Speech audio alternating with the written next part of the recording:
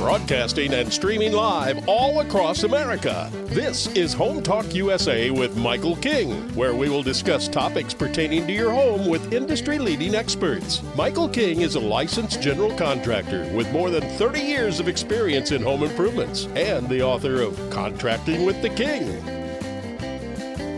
Join us this hour for our segment Invent America with your co-host, the inventor lady, Rita Crompton. Discover what's next in the home improvement industry and explore new products and innovations. Or if you have that next great big idea, learn what it takes to bring your invention to the world as Michael King and Rita Crompton talk to America's inventors and innovators. Remember, the America of tomorrow is being invented today. We invite you to visit us at HomeTalkUSA.com, one of the best resources for home improvement information around today. Your best life begins with your best home, and there's no place like Home Talk. That's HomeTalkUSA.com. And now, we proudly present Invent America from the #1 home improvement radio program in the country, Home Talk USA, with your host, the Cajun contractor, Michael King, and his co-host, the inventor lady, Rita Crompton. Hello, everyone. Thank you so much for being with us for this segment of Invent America. And we do invent America because America invents. We have been doing it forever, and we'll continue to do it long into the future because, you know what? When somebody's got a problem, the best solution for that problem is whoever fixes it and comes up with that first gadget in their garage or backyard or wherever it is. This segment of Invent America is brought to you by Aztec Washer. It is the revolutionary and innovative roofing product since, holy cow, 1968. They've been around doing this for a long time, and it must mean that they do it the right way. So seal it right, seal it tight, AztecWasher.com, and we are grateful to have them as a sponsor for this segment. And, everybody figures, first prototype's going to be duct tape, cardboard, sometimes Legos. I've seen some really good ones out of Legos. But at a certain point, most folks have got to get in there and hire someone to help. Now, rapid prototyping has certainly changed the way prototyping gets done in this country and around the world. Still a challenge, and we are very grateful that Noah McNeely is a sponsor for Invent America, and we are very grateful to have you, Noah. But he also has a lot of inventors who have gone to him over the years. He's been doing this for a long time and recently started Product Quick Start. And last year at ASD Market Week, we had some of the inventors who had used Noah and thought he was amazing. And this year we will have some inventors who are currently using Noah for their prototypes, but prototyping gets done in stages. So Noah, from the duct tape and cardboard Legos version that somebody does on their kitchen table or in their garage, where do you take over? And thank you for being with us today. And thanks for having me. And let me just make one minor correction. It wasn't recently. It's been 10 years. It doesn't feel like 10 years ago that I started Product Quick Start, but I've been doing product development for 25 years and really focused on inventor entrepreneurs for the last 10 and startups, small companies, basically. So your question, what comes after, or when do I get involved? Well, that really depends on the individual inventor. I mean, some inventors are very comfortable going into their garage and they understand it. They get, I'm going to make this rough stuff with duct tape. I know woodworking. I know this. I know that. They can get pretty far. Other inventors are like, I don't even know what kind of duct tape to buy, so I don't know where to start. So I meet people at different stages and often have to do a lot of education about what prototyping is for. And Rita, as I think you know, these duct tape level prototypes, these garage prototypes, they're all about learning what we don't know. So do we even know if the physics works? Do we even know, is the size right? If it's something that's going to go on the body, is it too big? Is it too small? So my advice is to do as much as we can as inexpensively as possible. So that's where those duct tape Home Depot style prototypes come from. And some people, like I said, I get involved. They've just got a sketch. They've just got an idea and they don't know what to do. Well, sometimes I have to educate them that the first prototype is not going to be that trade show prototype. It's going to be all this garage prototype level stuff. Yeah, it's funny because I've seen, when I go and do like the invention convention at a school and I will see some of the things that the kids have made, and it's amazing what they can grab and use and create with just whatever they've got laying around the house. I know years ago we had early prototypes for a product done out of pipe cleaners. And, they took it off to, get the next stage done. And my pets still use Tagabiner, and it started out as pipe cleaners. Right. Yeah. So why would you spend $1,000 on a fancy prototype to learn something you could learn for $10 worth of pipe cleaners? Exactly. So, I always tell inventors, do your first version yourself. You can learn, duct tape, cardboard, Legos, whether or not the door should open top to bottom or left to right. The size, a lot of times it's like, you can make a miniature, but, I had one couple, it was years ago, and they said, well, we've got this cool new thing that's going to sit on the bed. And, it's really, and I said, did you figure out how it was going to stay on the bed? And they go, oh, we never really thought about that. It's like, go out and buy yourself some, strappers or, bungee cords or something and figure out how that's supposed to stay on the bed. And then you go off to hire the specialist. All right, we've solved these problems. We filed a provisional patent application. Here, Mr. Prototype Guy, the rapid prototypes that, you can do for that first round are critical. So once they get to Noah, what are you, are you using the rapid prototype machine? What are you doing for that first proof of concept prototype? Explain what that exactly means to our listeners. Well, one of the benefits of having done this a long time is I actually have a lot of arrows in my quiver of all sorts of different processes to use. And that, there are different approaches that are appropriate for different things. So rapid prototyping is great. There are multiple types of rapid prototyping. If I can use that, that's generally a go-to for certain things. There are certain things that cannot be 3D printed or laser stereolithography made, and I have to go into machining. Or again, if we're early enough along, let me say that again. If we're early enough along, I might just use some shop tools and some plywood or whatever it is to get that to learn what we don't know. So a lot of people have read articles about rapid prototyping. They do think that's the panacea for everything. I generally find it's just one element of a much broader picture of prototyping. And really, I look at that stage of prototyping as almost hands-on engineering. Like your example with how do you fix it to the bed, sometimes you don't even know what problems you have to solve until you start pulling something into the real world. And that's where we, again, try to spend as little money as early as possible to learn as much as you can. There'll be plenty of opportunity later on to get that really fancy prototype made, and that's where I'm going to go. Now, I might cast it out of plastic. I might make these rubber molds. I might do all sorts of really sophisticated things, but we don't want to start there because that's expensive. Well, it can be. And so, that's why I tell so many inventors, it's like, do what you can on your own to give you an idea of how it's going to work. Is it going to work? One of the things I always tell inventors is like, get that comprehensive search done, because once you get the information back and you say, oh, mine's kind of like this, but it's different because, well, if you've got then drawings from a search that's been done and you can look at it, it's a lot easier then to start making, and playing around with that first prototype. But it also makes a difference then when they take it to you and you can say, okay, here's the things that are in the same ballpark, but you can't read the inventor's mind. Sure. So if you're looking at other drawings and you're looking at basically video or pictures of their prototype, because let's face it, you're not always working with people who live around the corner. So sometimes it's online and everything, having the conversation. But, you can learn a lot from other drawings and other things that are out there. Sure. And sometimes I just have to make that first prototype knowing it's wrong, knowing it's not what the inventor has in mind, just to get them to respond so I can learn what they have in mind. Sometimes it's just, that's the only way to communicate these things. I know I had an inventor. It's like, well, he just went and bought, types off of the shelf. And I said, well, for the first one, isn't it less expensive to buy parts and take them apart and put it back together the way you want it done than it is to start from scratch and charge you then thousands of dollars? It's like, oh, well, I never really thought about it from that point of view. It's like, right now we're saving money. Yep. And, if you're just crazy about spending that money, let me help you out. But in the time, if you've got to be frugal, let's be frugal and get it done. Yeah, stock traders would say keep some powder dry because you're going to need it later.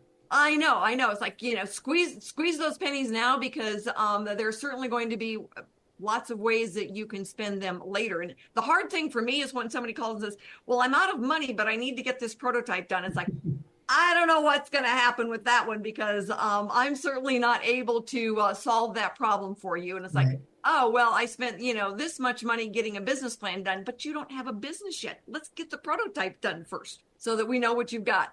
And Yeah, that's why, try that at the steak restaurant. I'm out of money, but I really want a steak. yeah, no kidding. No kidding.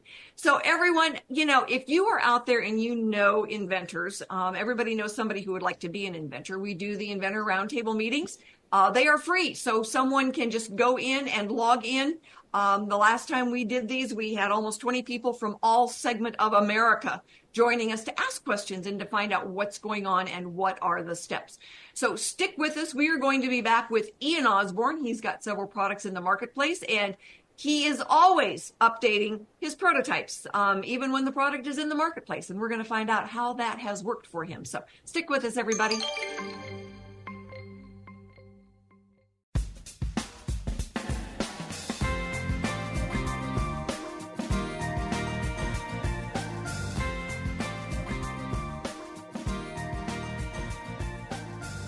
Hello, everyone. Thank you so much for being with us for this segment of Invent America. And this segment is sponsored by Bond Products. It is a DIY carpet binding product. There is only one Instabind. All right, bondproducts.com is where you would find it. It will help you fix any carpet that is starting to come up, get in the way, be detached, rug endings where they might get frayed. This is the perfect product to fix that. Bondproducts.com. I love this product. So my guest this afternoon is Ian Osborne. I've known Ian, 15 years or longer? Or longer. Gone through lots of different prototype stages on different types of products. The one you are working on and looking to license now is a golf product, but your earlier technology played into this, correct? Correct. All right. So thank you so much for being with us this afternoon. Tell our listeners about your golf product. It is night golf at its ultimate. So our night golf product is Night Golf Systems. And what we've done is we've taken standard glow-in-the-dark golf balls and we have designed a enclosure system that allows us to charge those golf balls in rapid succession in less than 90 seconds, and the balls will stay glowing for better than 12 to 14 hours after the fact.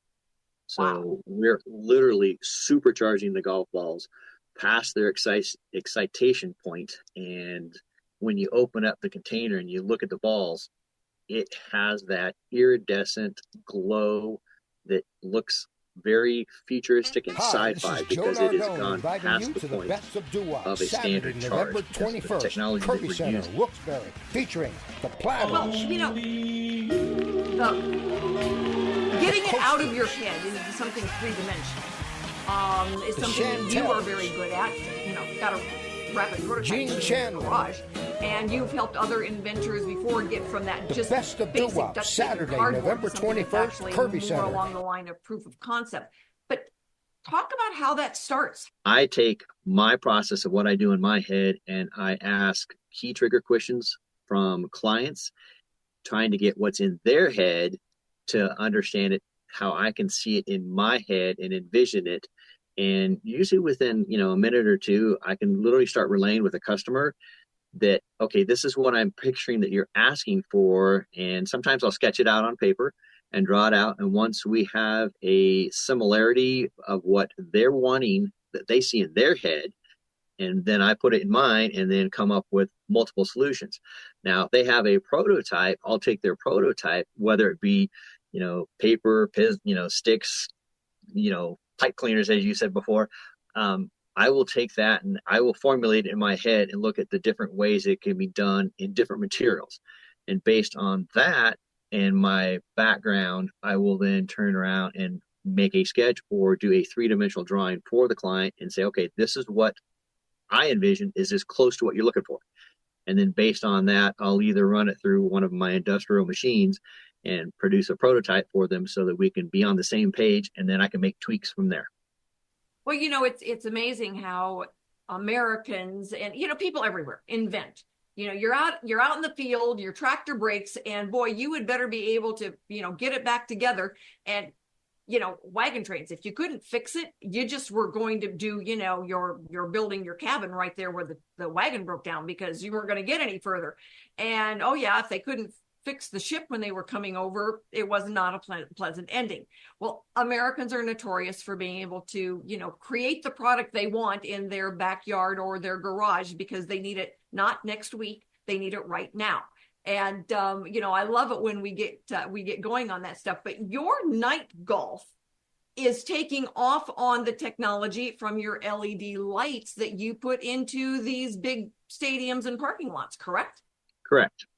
Right. I'm taking a proprietary blend of light in order to excite the golf balls to a specific range that is not like a typical flashlight or the sun. So we're able to produce a brighter, longer lasting product of the golf ball so that it literally will glow more than 1 hour or 10 minutes, which a lot of the things that I saw out on the market were very inadequate. And so my process was, how can I make this more viable for a golf course and also just a private user, but also for golf courses to be able to utilize it on their golf courses in mass form. So hence the idea of Night Golf Systems came about, being able to build, several machines that basically take from 1 to 3,000 golf balls and can charge them all simultaneously in under 90 seconds flat. It was a pretty hefty feat, but it was accomplished, and we've got multiple machines out on the market, and they are just blowing people's eyes. So you've technically been able to put the sun in a box. Correct. Yep. Excellent. Good job. How much did that patent cost you to get that sun in the box? So, don't we wish it would have been that easy? So you do a lot of your manufacturing in California?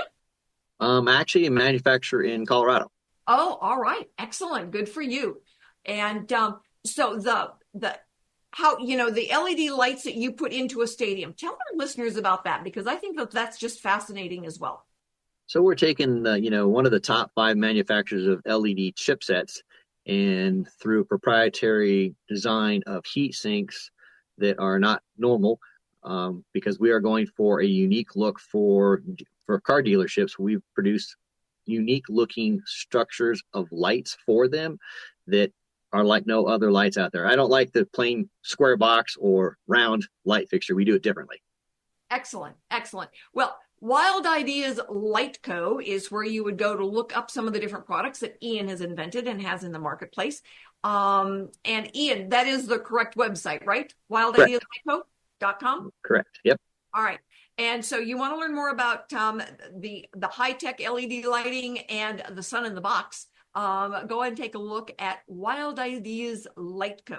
Stick with us, everyone. We have got another inventor coming up that has got some very cool new products and is more than happy to kind of walk through some of that prototyping stage with you as well. In the meantime, if you know anybody out there who's got a project they are working on that would fall into that innovation category, and they need a good service provider, we've got Noah at Product Quick Start, who is a great prototyper manufacturer. We have got good registered patent attorneys.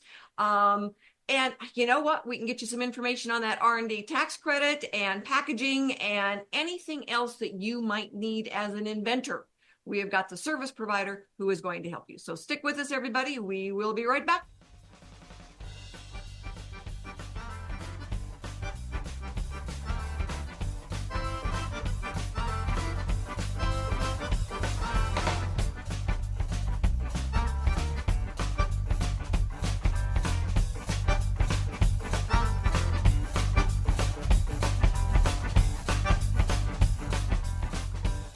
Tired of struggling just for your customers to notice you? Your business needs Constant Contact. Constant Contact's award-winning marketing platform has helped millions of small businesses stand out, stay top of mind, and see big results. With powerful tools like email, SMS, social media, and events, you'll say the right thing at the right time to sell more, raise more, and fast-track growth. Plus, everything's backed by Constant Contact's expert live customer support. So get going and growing with Constant Contact today. Try it free at ConstantContact.com.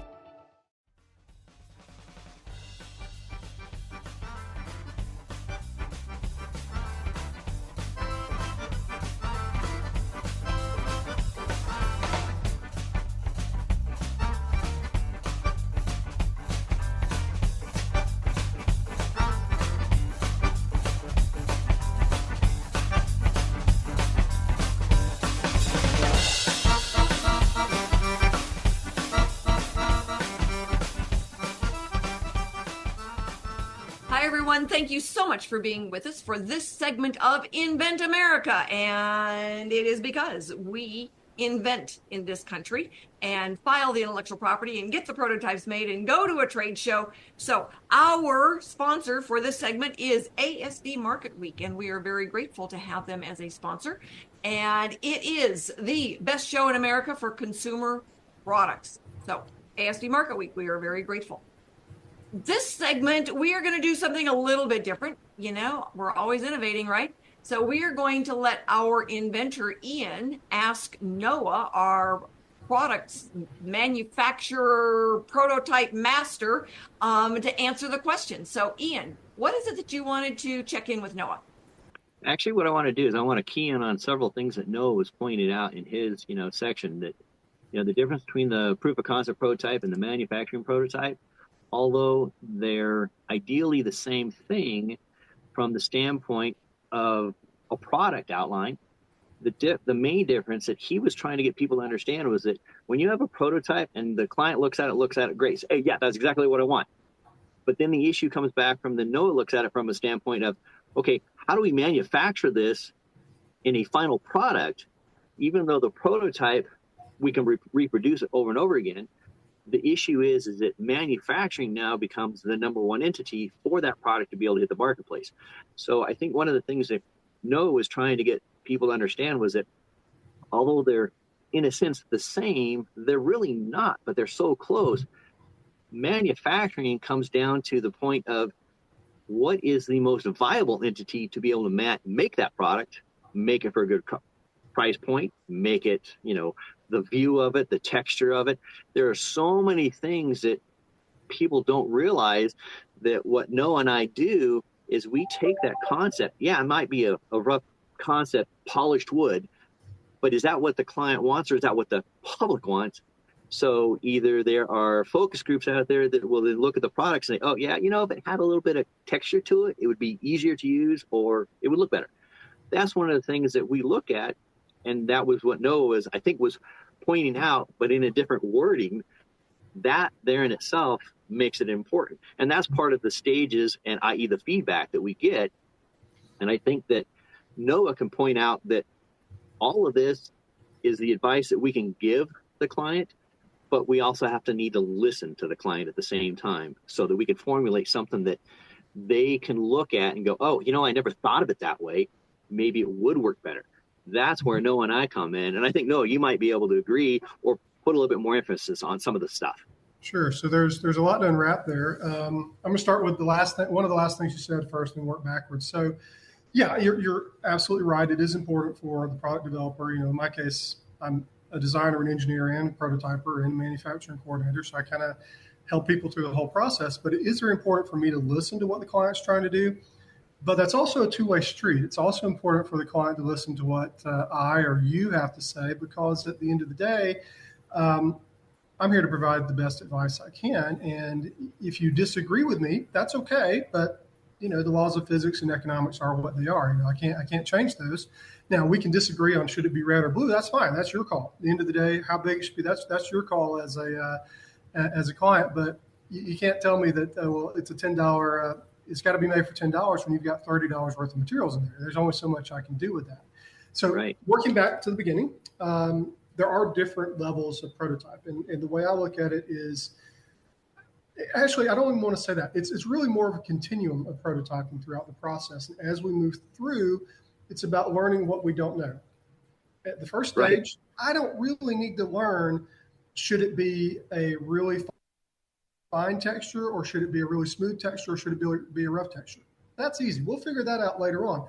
I need to learn, is it too big? Is it even going to do what you think the physics say it's going to do? So again, we'll go back to those rough prototypes, and then we work all the way through. Ultimately, we do get to this prototype that should reflect factory production methodology. Now, it may not be made exactly the way the factory production methodology will be made, because we're not going to go out and buy a $5,000 mold to injection mold something on a prototype typically. But we need to reflect that so that that prototype you're showing at a trade show or you're further evaluating, it's 99% the same as what's going to come off that factory assembly line. Yep. A friend of mine that I worked with a long time ago, more talking about design, but also really relates to the rapid prototyping and prototyping in general. She said that you can draw unicorns all day long, but that doesn't mean you can make one. And I think a lot of people look at 3D printing as, oh, I 3D printed it, so that means I've got to be able to manufacture it, right? Well, no, because in 3D printing, you don't have a lot of rules you have to follow. You can 3D print a lot of shapes that you would never be able to mass produce. So yeah, if you want to 3D print every one, they're all going to cost $20 a piece or $10 a piece. We could do that. And I actually have clients that's their business. You know, they do 3D print their entire product line, and that works in their business, their niche, their market. Most of the time, we've got to get it to the point where a factory is producing 3,000 of these at a time, 5,000 of these at a time, 1,000 of these at a time. Just depends on what it is, and without following those manufacturing rules for injection molding or making sure assembly's easy and reasonable, or sheet metal bending, all the different rules that have to go into it, we never get to that mass production level. So, yeah, you can 3D print a unicorn, but you can't actually manufacture one. So I want to add in here a couple of parameters for our listeners too. Is that when it comes to pricing, the consumer is the determiner. All right, because I get inventors that say, well, yeah, all right, so the average product in this category is $10, but I'm going to charge 25 for mine. You might want to charge 25 for mine. It doesn't mean anybody's going to buy it at 25. They're going to go for, the one that does, close to it, but, is cheaper. That tends to be our nature. We look at pricing. So when we say, all right, this needs to be in a $10 to $12 category, the prototype person, Noah, is going to say, okay, in this category, these types of materials, this is what we're shooting for. And then you help them redesign. That's why I always say, inventor, pay attention to what the prototype person, is doing, because you may need to adjust some of your intellectual property, even though it should be broad enough to cover minor adjustments. You might have something that in order to get that product into the marketplace is a major shift simply because of the cost. The other thing I get inventors to do is, well, I'm going to go to China and do the manufacturing myself. Nope. Don't go there. You want to go to China on vacation? Hire, a tour guide. But when it comes to getting your manufacturing done, hire Noah. Yeah, I meet people that have just gone to Alibaba and found a factory. I met dozens of people that have done that. Maybe one or two actually turned out the way they wanted it to.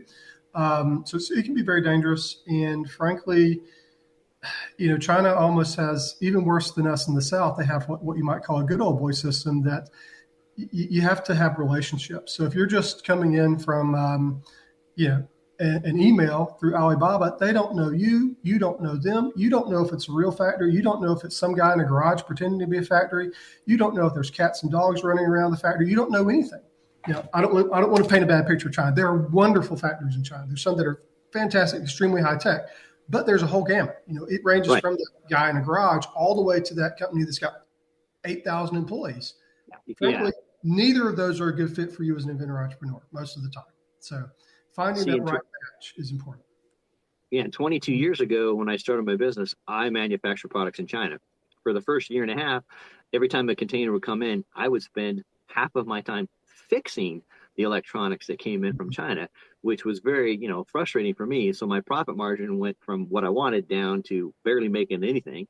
And so we decided that we were going to see if we can go old school and manufacture the product in the United States. So we turned to contract manufacturing, which really wasn't back in the day, 22 years ago. People were like, no, we just do a job and that's all we do. So I was able to go to small towns and work with small machine shops and give them small contracts, multiple machine shops. So I'd always have more than one source of the product to be manufactured. That allowed me to get my product turned around and manufactured in the United States. And by the time I stopped production in China after the second year, my product was made for the last 20 years, has been made in the United States. I am not losing any money. I'm making the same profit, if not more, because of the way that I went about that process. And again, like Noah said, China has some great products and great manufacturing companies out there. What I was doing was so specialized, it was very hard for them to accomplish it 100% every time. Okay. But that's not me. That's everybody else. I know that you are the perfect American because you were determined to solve your problem right here. And with that, everyone, all right, we are going to take a quick break. break, pay some bills, and we will wrap this up with Noah in just a few seconds. Take care, everybody, and stick with us as we wrap up prototyping and the challenges.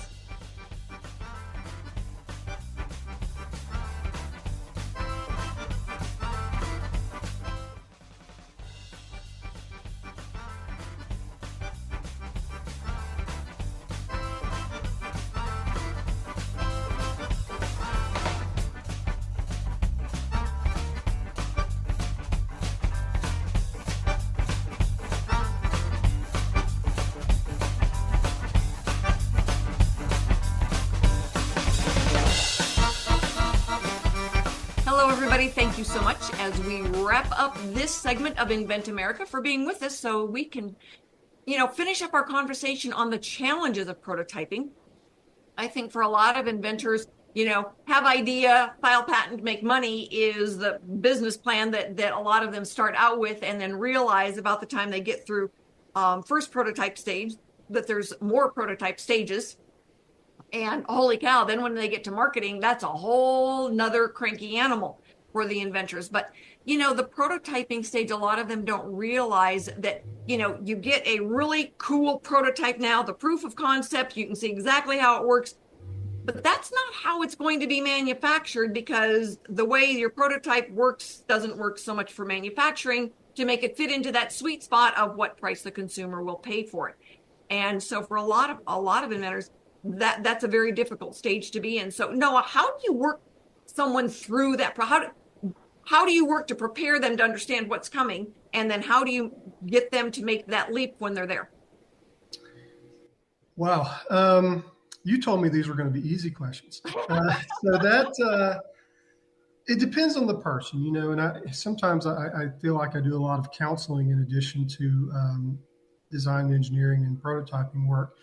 What I like to do is when I meet a client the first time, I have a very long talk with them. I try to learn as much as I can about what they're trying to do.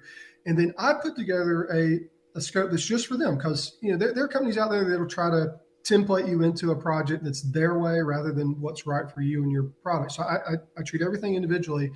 And I go back to those clients with what I call a discussion document, which is really just a fancy way of saying, I'm going to send them an email with bullet points. I'm going to divide it into phases and give them, hey, here's what this is going to cost, and here's what happens here, and et cetera. And I call it a discussion document because even though we may have had a great conversation, I might have missed something, or I might put something in there that they don't really need. And at the end of the day, I want to make sure I'm doing the project they need. I don't want them, they're bootstrapping it because they're startups, they're inventors. I don't want them paying me to do stuff that doesn't need to get done.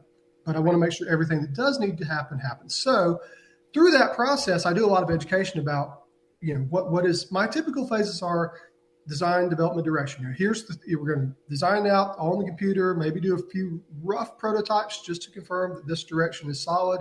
That's very interactive, show them a lot of options, work with them to pick the right one, refine it, et cetera. My second phase, which is where this comes in that I really have to do some education about typically, is what I call the hands-on engineering phase. This is where we're going to make prototypes. We're going to break them. We're going to make more. We're going to break them. We're going to keep doing that until we learn everything that we couldn't learn on the computer, and we roll all that back into our design. Then, of course, our third phase is where I do all the heavy lifting to get it detailed for manufacturer readiness. Right. But it's really an education process. I mean, I've learned that over the years that it is. And it makes, for a lot of the inventors that go to ASD Market Week with us, a good number of them are going with just that fairly early stage, not the duct tape and cardboard prototype, but certainly the proof of concept prototype. And they learn a lot. They can ask a lot of questions. People give them feedback on the way something is working. So then when they go back for that next stage of prototyping, say, oh, these were some of the questions that we ran into at the trade show. It would be better if it were, did this. It would, let's add this part to it. And so you worked with inventors. I know you worked with inventors, that came back from the show last year that said, oh, let's make these improvements. Let's do it this way. And for a lot of them, getting that feedback from professionals in that industry makes a huge difference. Oh, absolutely. That's extremely valuable. And that's something you want to learn now before we make 5,000 of these. If you learn it after you get 5,000 on the market, well, you've already paid for 5,000 units. You can't fix that then. So you can do a next generation. That's fine. The more we can learn I often say prototypes are about learning what we don't know. And in that case, it's not just whether it works or not. It's also whether it works for the market, for the consumer, et cetera, from the standpoint of, is this something someone wants to buy? Is it going to be at the right price for the problem we're solving for them? I meet people, sometimes they've got a $100 solution for a $5 problem, and that doesn't work, So all those other points of view, a prototype and demonstrating that with people, it can help you learn those things that you don't already know. And then we can make adjustments. We can fix the plan and move forward. Absolutely. And all right, so, we've kind of talked through this, but I get inventors that want me to help them license their product based on renderings rather than prototypes. And, I always tell them, I'm sorry, but if that's not the way it works, you can do renderings of life on Mars. It doesn't mean that there is life on Mars. And it's like, you can do renderings of me hanging from this tree outside my deck. Not going to happen. And so the proof of concept prototype is a critical stage in the evolution of a product. Yeah, I would say your potential success rate is, it's an order of magnitude. It's tenfold more likely if you have a prototype you can demonstrate. Now, there are some inventions you really can't demonstrate as well with a prototype. I did a project one time for a surgical thing that's going to be like tiny. It's going to be like 3 millimeters long. We still made a prototype of it, but a much bigger scale version just to demonstrate it. But it couldn't demonstrate everything that product did. So some renderings did come into play, and sometimes you partner those things together. You prototype what you can. Hey, it's ugly. It does what it's supposed to do, but then we got this really pretty picture of this is what it's going to look like when it's all done. That's okay, but you really need something physical. You really do. It's very difficult to present something at a show that people can't touch, push, make it work. Now we had a lady last year that went, and she had it didn't work. It didn't work. She did not know that it didn't work until people tried it, and it didn't work. And she goes, oh, I need to redesign this one. Yes, you do. And then, but she was thrilled with the fact that so many people tried it. They liked the basic concept and gave her ideas on how to make it work better.